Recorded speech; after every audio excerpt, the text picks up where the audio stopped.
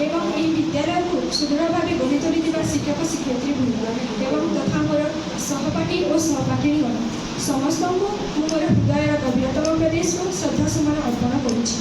आज हूँ मार्च 15 तारीख। प्रति वर्ष मार्च 15 तारीख को विश्व उपभोक्ता अधिकार दिवस रूपे पालन करा जाए।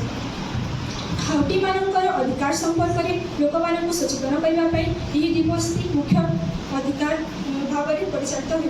प्रति वर्ष मार्च 15 तारीख में आंतर्जातिक स्तर में यह दिवस को परिचालना कर समस्त क्षेत्र में समस्त स्वास्थ्य तथा अधिकार क्षेत्र में यह दिवस मुख्य भूमिका ग्रहण करुच्ची।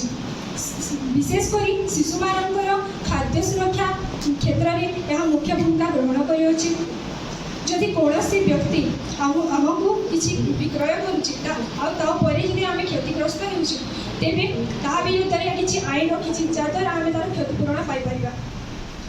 आंतर्जातिक संगठन माध्यम लोक मान सचेतन करने दिवस प्रति वर्ष मार्च 15 तारीख में पालन कर खाउटी मानकर सुरक्षा उपर ध्यान दे प्रत्येक मानव को सचेतन करने आम यह दिवस को पालन करूँ। तेणु आम यह दिवस प्रति सचेतन रही प्रत्येक स्तर में चेष्टा करवा और निजे सचेतन रहा। ये प्रत्येक विराम।